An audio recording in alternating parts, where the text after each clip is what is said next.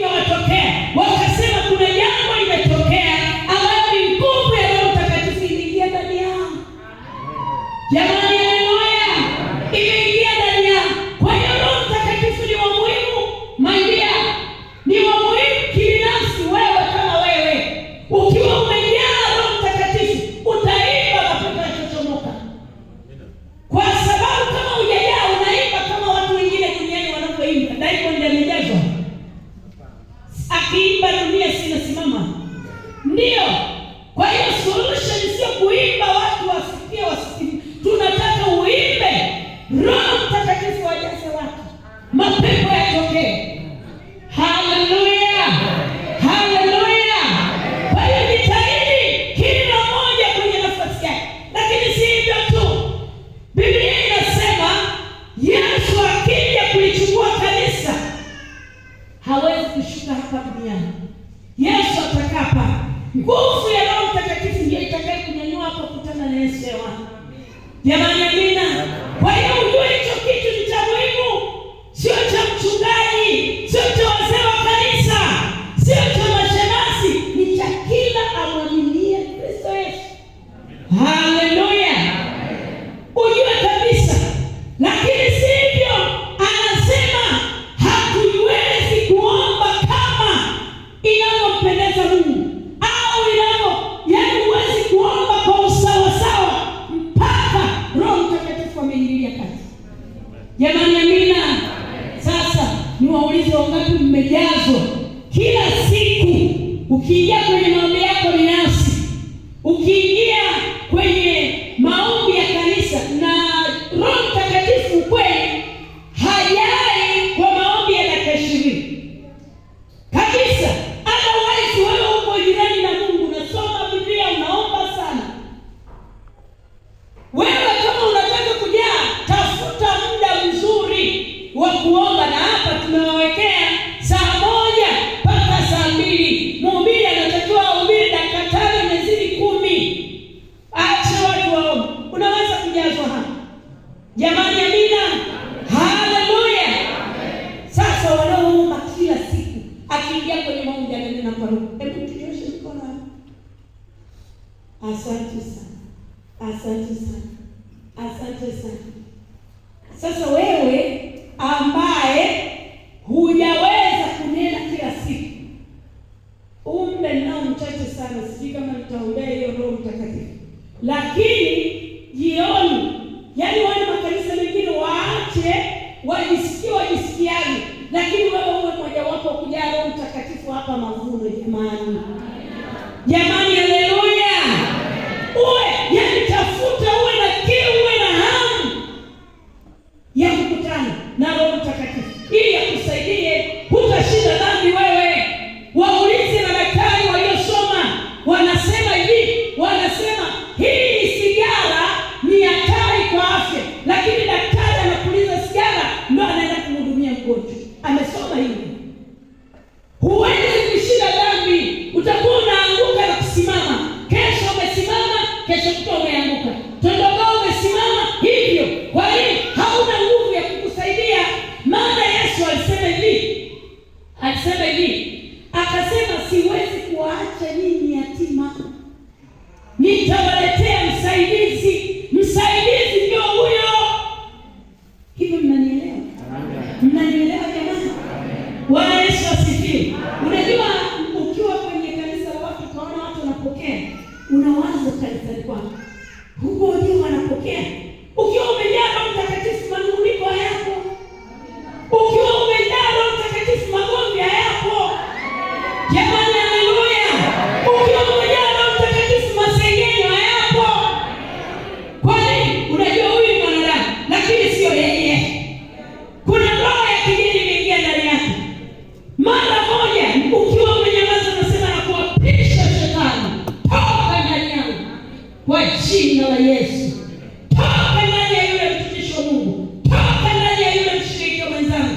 Sisi ni watoto wa baba mmoja. Jamani, haleluya. Na tunaenda mbinguni, wanaoenda ni watakatifu. Yaani Roho Mtakatifu anakaa mahali patakatifu. Amen. Haleluya. Anakaa mahali patakatifu, sio kwenye masengenyo.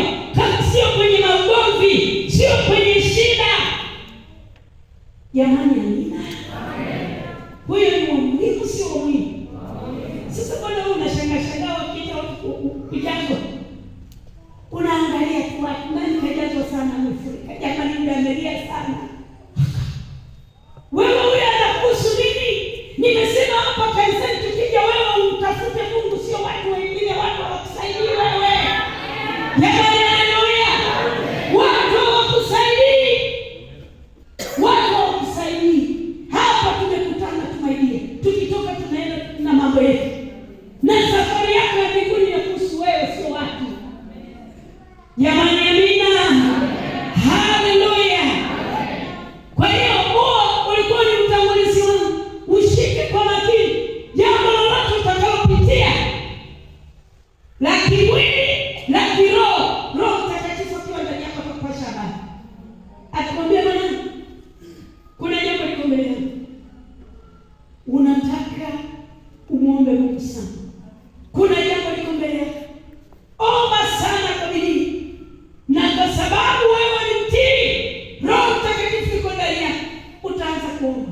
Jaribu linapokuja inakuta wewe uko strong. Jamani, amina. Hauwezi kuanguka, hauwezi kurudi nyuma. Utasoma Biblia, utakukumbusha Shetani, na kukumbusha sio mimi wa kwanza kupita kwenye jaribu kama hili. Wako walioanza nyakati za mitume na walishinda, na mimi nitashinda. Ukishasema hivyo unasema na taarifu walioko chini ya jua, mapepo na majini na wachawi na vibaraka vyake, ya kwamba lazima nishinde kama ashinda Mungu aliyeumba mbingu na nchi. Kwa nini? Mungu yuko ndani yangu. Rama shakari ya bosa. Haleluya. Nampenda sana Yesu. Yesu kitafuta anaonekana. Watu wakikuangalia hivi wanaogopa jinsi unavyopita kwenye jaribu, lakini wakikugusa wanaona cheti za imani zinatoka, wanaona cheti za imani zinatoka, wanasema hili ni jitu la mbinguni. Jamani, haleluya.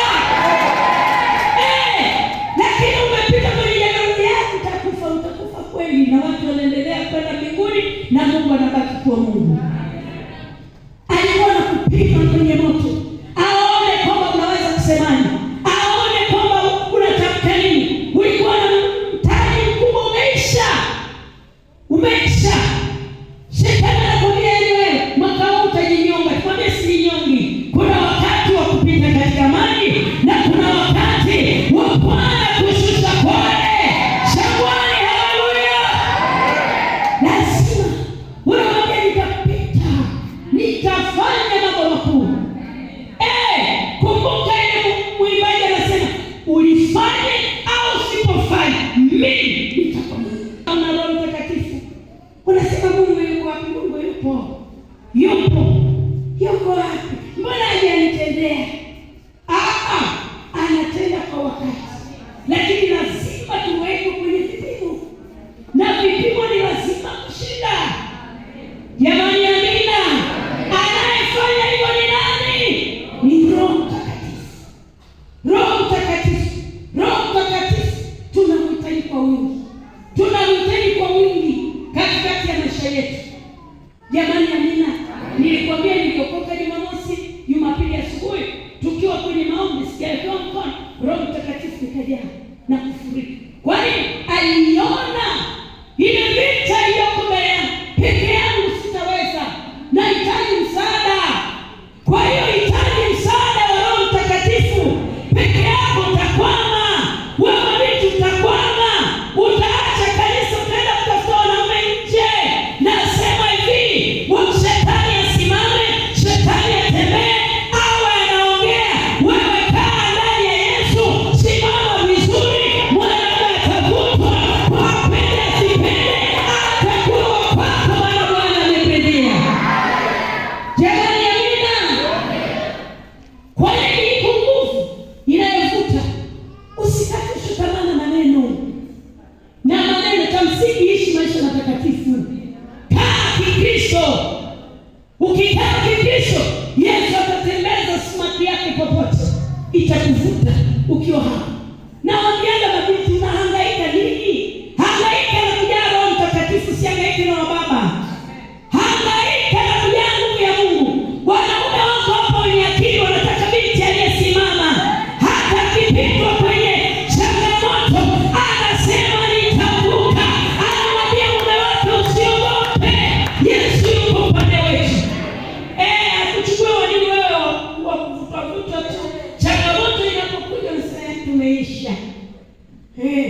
Baba anasema umeisha na wanasema tumeisha.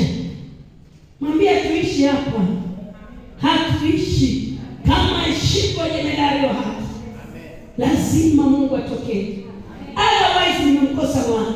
Nikimkosa Bwana nitapigwa kweli kweli na hakuna kunisaidia. Lakini kama nikiwa na Bwana nitapita huo ni moto tu. Lazima nivuke. Haleluya. Lazima. Lakini ni nguvu ya Roho Mtakatifu. Nguvu ya Roho Mtakatifu inahitajika. Kanisa la kwanza lilisimama, watu waliteswa, watu walikatwa vichwa, mitume walikatwa vichwa. Unafikiri walikuwa na nyama hii ya kawaida? Kulikuwa na nguvu ya tofauti. Alipigwa yule mtumishi wa Mungu pale chini, akasema Baba uwasamehe. Stefano anasema naona mbingu zimefunguka. Hakuwa yeye. Mwili wetu unaweza kushindwa, lakini Roho Mtakatifu aliye ndani yako atakutia nguvu, atakuwezesha. Hilo moja utavuka, huo moto utapita, hilo jambo utapita, utamwona Mungu siku moja. Jamani, haleluya, haleluya. Lazima mwana Mungu wangu aliyeumba mbingu na nchi. Yes, Mungu anaweza. Tembea na neno la Bwana, chaa nalo. Chakula cha Roho Mtakatifu ni neno la Kristo.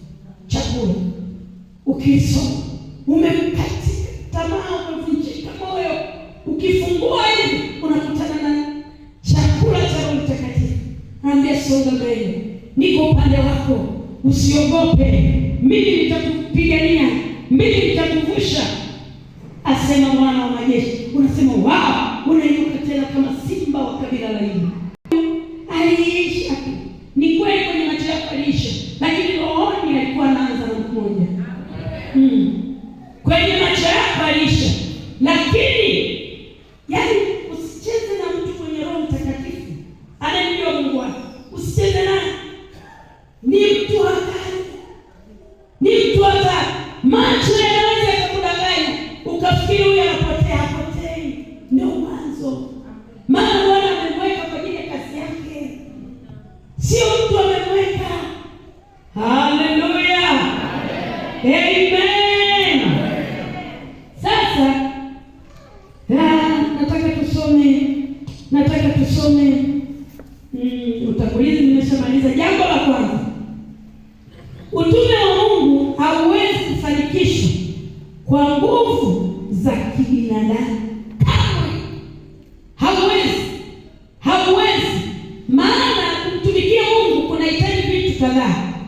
Mwili sawa, lakini kunahitaji Roho Mtakatifu akuambie. Ndio maana nasema hata unapotoa sadaka yako, usitoe kienyeji. Iambie hiyo sadaka unataka ikutendee nini. Jamani, amina. Unataka ikufanyie nini mwaka? Watoto sawa, wewe hujawahi kupata watoto, lakini ile sadaka umeiambia nini? Baba, katika jina la Yesu ninaitoa sadaka kwenye mchango wa watoto. Mimi bado ni kijana, mimi bado ni binti, ninatoa kwa ajili ya watoto wangu wachao. Maana Biblia inasema watoto wako viunoni mwa baba zao.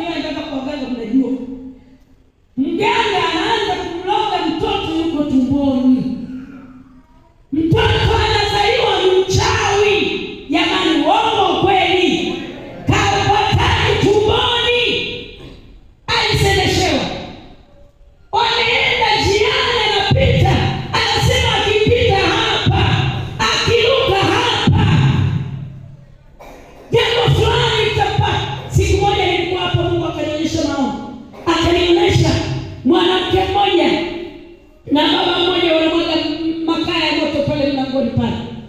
Hapo nje tunapopaki hiyo gari. Wanamwaga pale. Wanamwaga makaa ya moto. Na mimi nikawaendea katika ulimwengu wa roho. Nikasema, ninarudisha hiyo mikaa kwenye miguu yako na kwenye mlango wako wa nyumba, na kila utakapokanyaga ya kuteketeze mpaka utakapokiri Yesu ni Bwana. Jamani, amina. Nikakaa muda mrefu, nikaonyesha wamekuja kumwaga. Halafu mimi ninafagia katika ulimwengu wa roho.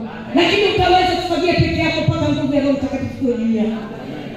Jamani, amina. Hatuwezi kufanya kazi yoyote, kuhubiri vyovyote, utahubiri akili yako. Kama una Roho Mtakatifu, Roho Mtakatifu analazimisha ufanye ile jambo kwa sababu ni Bwana. Jamani, haleluya. Kwa hiyo mtake kwa nguvu zako zote. Mimi namtaka mwenzangu. Mimi namtaka. Ninapohubiri kule na Bwana nikumbuke na mimi. Maana Ezekiel anasema hivi, maji ya kwanza yalikuwa kwenye viwiko, yakawa kwenye magoti, yakawa kwenye tumbo. Baadaye ukawa mto mkubwa usiofukika. Ukiwa na nguvu ya Mungu iliyo kubwa na usanii unaotembea hayo na Roho Mtakatifu hawezi kurukisha hatua kubwa kule. Maana ile ni nguvu inakukalia. Ndio maana unaona watu wanaanguka. Analia hapo, kamasi zinamtoka. Unajua wao ameogelea kwenye mto. Hawezi mto mkubwa huo usiovukika. Jamani, amina. Wewe unataka au utaki? Mimi nataka mwenzangu. Na Mungu atakuonyesha kila jambo. Na kama wewe ni mwaminifu, atakuonyesha mpaka kanisani. Mpaka kanisani utaviona vitu. Na akikuonyesha sio katangaze, ili uendelee kumuomba Bwana na kuviishi. Jamani, haleluya. Haleluya. Kwa hiyo hatuwezi kama unasoma, andika Hesabu 10:33. Lakini hiyo Hesabu 11 mstari wa kwanza mpaka wa 15. Mpaka wa 15. Jambo lingine, mazingira magumu yatakuja mbele yako, lakini wewe utayashinda kwa sababu uko na nani? Na Roho Mtakatifu. Yaani kumbuka tu kabisa kwamba mazingira magumu yatakuja. Hesabu 11 mstari wa kwanza mpaka wa 9. Hebu tusome. Maana watasema mama hakusoma, alisema anamaliza kafunga kitabu. Tusome. Hesabu 11. Ile nyingine wataenda kusoma nyumbani au tusoma baadaye. Kwa ile mstari wa kwanza hadi wa 9. Kisha hao watu walikuwa kama wanung'unikao, wakinena maovu masikioni mwa Bwana. Bwana aliposikia hayo, hasira zake zikawaka. Na moto wa Bwana ukawala kati yao. Ukateketeza katika mipaka ya mwisho wa Marago. Ndipo watu wakamlilia Musa. Naye Musa akamwomba Bwana. Na ule moto ukakoma. Yes. Jina la mahali hapo likaitwa Tabera, kwa sababu huo moto wa Bwana ukawaka kati yao. Amen. Mwishe tu hapo. Bwana Yesu asifiwe. Mazingira magumu yanafanya nini? Yatakuja mbele yako. Yakija mbele yako, ukimwita Bwana anafanya nini?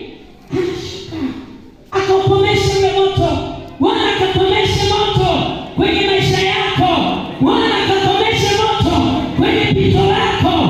Bwana akapomesha moto kwenye ndoa yako.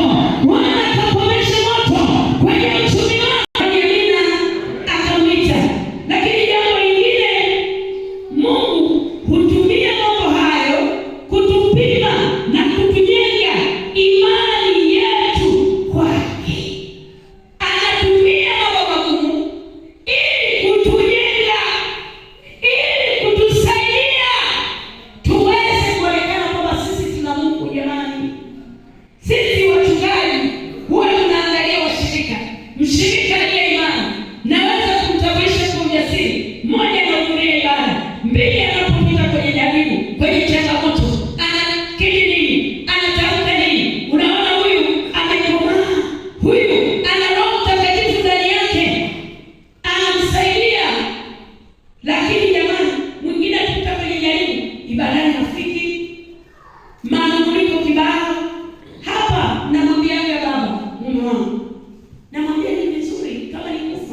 nikafika kanisani. Na kwa sababu Mungu ninayemwabudu na kumtumikia hawezi kuhusu jambo hili. Atanitia nguvu, ataniimarisha kwa ajili ya utukufu wa jina lake mwenyewe. Lakini ukibaki nyumbani na shabiwa hapo kwa kitandani. Tena shetani alivyo muovu, anajua mambo yote. Anajua saa ya ibada imefanya nini? Yaani kwenye ibada pale, saa ya ibada wewe ni mgonjwa, tumbo linakuuma sana, kichwa kinakuuma. Saa watu wametoka kanisani, anaondoa ugonjwa wa kichwa. Yaani watu wakija wanakuta mzima. Amekukomesha hajakomesha. Amechukua nafasi hajachukua nafasi. Ndio. Hata ukiona mfanya biashara, yaani saa ya ibada wateja wanakuja, ipige kimuti hiyo. Halafu Bwana aseme, jamani, haleluya.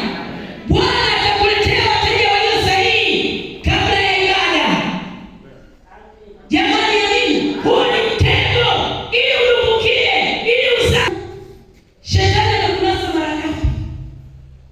Wageni wamekuja, saa ya ibada tukae tuendelee kuangalia na tamthilia hii nzuri tuliokuwa tunaifuatilia.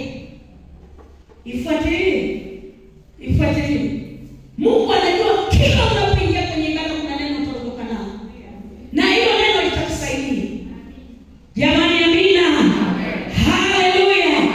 Mungu atusaidie tufanye vizuri. Jamani, amina. Haya. Jambo lingine la pili nasema hivi. Kawaida yetu sisi ni kuwa watu tuko watu wa kimwili. Tusiofuata maandiko na wasio na shukrani. Sisi kawaida yetu sisi binadamu ni watu wa kimwili, wasiofuata maandiko na wasio na shukrani. Ukweli ndio tukipita kwenye jaribu hatukumbuki maandiko yanasema nini. Haukumbuki Mungu alisema ukipita kwenye hili ufanyeje. Biblia inasema, imetupa haya maneno ili tuyaweke. Unapopita kwenye jaribu, Mungu wa mbingu na nchi anakukumbusha. Roho Mtakatifu, maana anasema atatukumbusha, si ndio jamani? Lakini pia atatupasha habari, Roho Mtakatifu. Kwa hiyo anakukumbusha, anakwambia sio wewe wa kwanza. Alikuwepo tasa mama yetu Sara, lakini Bwana alimtokea hata akamuuza mume wake kwenye mikono ya kahaba, akaleta shida mpaka leo. Endelea kusimama. Anasema sio hivyo. Alikuwepo Ana, alichekwa na Penina na mitego mbalimbali pindi anapoenda ibadani. Sikiliza, soma vizuri kile kitabu cha Samueli. Anasema hivi, pindi walipokuwa wanaenda Yerusalemu kule kuabudu, ndipo Penina alimchokoza. Kwa nini asimchokoze siku zingine? Maana anajua ukija kanisani, ukiwa na moyo wa shauku, ukiwa na moyo mzuri, unakutana na Mungu na Mungu atasema na wewe. Kwa hiyo anakuchokeza ili uchukie. Ukichukia, Roho Mtakatifu anakaa kimya. Ndio maana uwe makini. Mawazo yakija usinune, mpuuze shetani, tabasamu. Kama ni kanisani, cheza, luka, sema Yesu ni Bwana, atanitokea. Ndio, ukiwa na hasira hata siku moja, huwezi kumpokea Yesu. Wala Yesu hawezi kusema na wewe. Alimchokoza, lakini mwanamke yule akaendelea kusimama. Biblia inasema walipoenda, watu wamekaa pale. Yafikiri yule dada alijua amesahau chakula. Si ukipewa vyakula unasahau na mafuta yako. Ukiona nyama kuku nini, unasahau mafuta yako. Lakini Roho Mtakatifu akamkumbusha. Akamwambia nenda ikanuni kwa Bwana. Mwambie Bwana. Akaenda. Shetani akamwacha. Akaenda kwa mtumishi wa Mungu. Akamwambia mama, pelekea wali ulevi wako. Akamwambia baba, sikuelewa. Haikuwa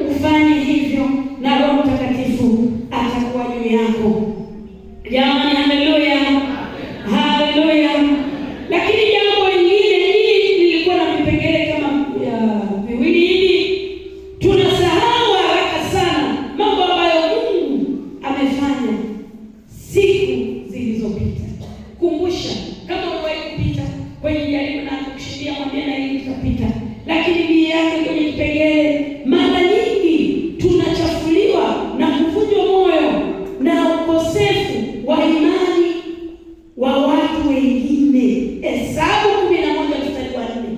Mara nyingi unapopita kwenye jaribu, watu wanakuja wanakuvunja moyo, na katika kuvunja moyo unaangukia hapo. Wewe acha watu waseme. Kuna neno nalisemanga, ndege wakiwa wanapita hapa kwenye kichwa chako, waache wapite, lakini usiache ndege akajenga kiota kwenye kichwa chako. Jamani, amina. Mnanielewa watu wa mavuno? Haleluya. Bwana lazima afanye. Lakini kipengele kingine, maana A na B na vipengele vyake vya chini, B nasema hivi, Musa alivunjika moyo na kukata. Yaani Musa alivunjika moyo akakata tamaa kwa ajili ya watu. Na hilo jambo lilipelekea hakufika kwenye nchi ya nini jamani? Ya nani huyo? Musa akaacha kila kitu. Mstari wa 10 hadi wa 15 kwenye hiyo Isaya. Lakini jambo lingine kwenye kipengele chake, hebu fikiria Musa alijisikiaje aliposikia watu wakimlilia awape walichokitaka. Watu wanasahau, baada ya kulilia Mungu unamlilia nani? Nasema mlilie Mungu kwenye pito lako. Nitaama kanisema na karoa hiyo. Wewe ama mzee tunaendelea kumjika na kupanda tunamwona Bwana. Jamani, haleluya. Kwani Roho Mtakatifu tunamhitaji siku na mchana. Hata akiondoka mtumishi wa Bwana, Roho Mtakatifu anaweza kujaza ukiwa kwenye mboga, ukiwa unachambua mboga, ukiwa shambani, ukiwa ofisini watu wamekata waji, ukamtafakari Mungu, ukaimba Bwana wimbo wako, ukaona machozi yanatoka. Mwanaume anatoa machozi, niwe sio yeye. Wanaume kama asili yao kulia sio rahisi. Niliona juzi, kasisi anajua, mwanaume mrefu kuliko wote kapiga karuka kalala chini chali, anapiga kelele pale. Nikasema kweli ama kweli, mwanaume wa wanaume ameingia, naye ni Roho watu wa Bwana. Lakini anayefanya mambo makubwa ni nani? Ni Roho Mtakatifu. Watumishi huwa nawaonya, Mungu atusaidie kizazi cha sasa, wachungaji, wainjilisti, mambo makubwa yanapofanyika usiseme mimi nimefanya.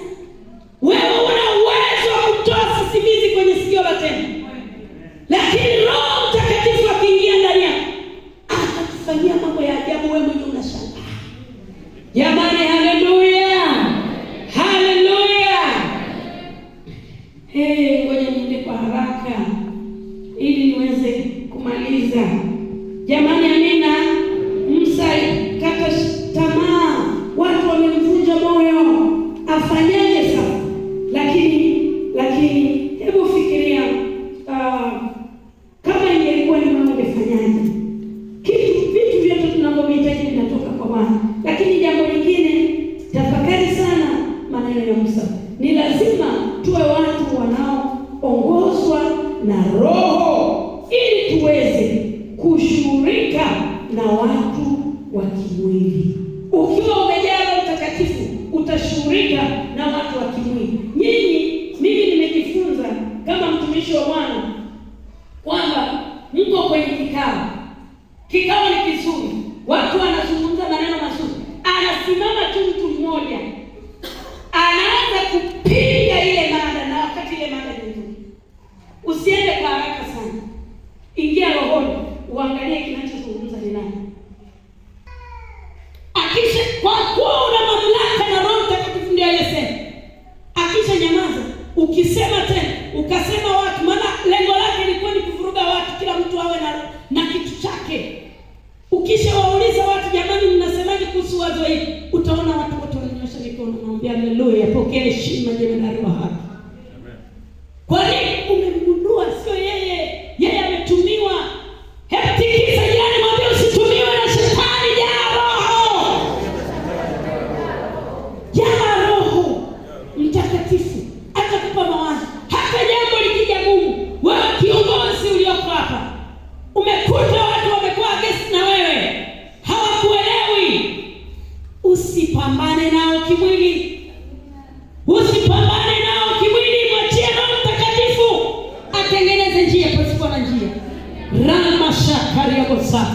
Ninamwamini Bwana ni mwaminifu mno, anatenda mambo yasiyowezekana kibinadamu, anatenda mambo yaliyokataa kwenye akili za watu. Yeye ni mwaminifu. Kwenye kundi lako chunguza, halafu mwambie Shetani, nimekuona, lakini mimi nimeweka kwenye hiyo nafasi. Ninapotoka chemichemi za uzima. Jamani, amina. Kwa hiyo linda sana. Mwambie nimekuona. Mnataka mpange jambo zuri kwa ajili ya utukufu wa Bwana. Anasema hapana. Kwanza wao watu wanayana nini? Halafu hivi na hivi. Kanisa halina hela. Sio kanisa halina hela. Sema mimi sina hela. Maana kuna watu wana hela huko ndani. Jamani, amina. Ndio, wana hela na wanatamani kumkiongoza Gabalokei kwa idara zote. Usiseme wewe tangaza neno la Bwana ukiwa umeniombea. Muuza mboga anaweza kukushangaza kabisa. Akatokea akasema, mama, usijali mama kiongozi. Hivi kwani mlitegemea kufanya nini? Mimi mama, nilikuwa najitunzia hela zangu kwa muda mrefu na ninataka nimtumikie Bwana milioni 100. Yaani utataka kulia usiweze, halafu anakwambia sitaki unitaje jina lako kwa wanawake. Maana ukilitaja utasababisha dhambi nyingine izaliwe. Yaani yule mama ametoa milioni hawaiba. Umeona? Hiyo si anauza viboga mboga pale jamani. Dhambi nyingine ilifanya nini? Imezaliwa. Kesho kutwa umefanya hivyo, unashangaa anakuja mtu mfadhili, anakwenda kumfadhili ile mama. Watu wanauliza, hivi ni kwa nini? Yeye ana siri na mtumishi wa Bwana. Simama juu kwa miguu yako. Umefundishwa wiki nzima. Ni wa muhimu, atakutetea, atakupigania. Yeye ni jaji, yeye ni wakili. Na ndio maana tunasema ukiitwa kwenye mahali, usifikiri mimi nitakusema. Roho Mtakatifu atatokeza wakati wenyewe, atakupa jibu. Ukienda nyumbani unasema hivi, nilijibu mimi kweli? Anakwambia sio wewe, ni mimi Roho Mtakatifu, maana nimekuja kukusaidia. Jamani, haleluya. Nani anamhitaji huyo Roho? Kunyosha mkono kama unamhitaji. Siku ya leo ni siku ya kuhudumiwa. Siku ya kuhudumiwa na Bwana. Siku ya kutembelewa na Yehova. Usiache ile saa 8. Maana muda ni mzuri. Utakuwepo kwa ajili yako. Utakuwepo kukutia nguvu. Utakuwepo kukuongezea. Umechoka mwanamke mjane, haujui pa kwenda. Yuko Simba wa kabila la Yuda. Kupitia Roho Mtakatifu atakwambia usiogope. Ndipo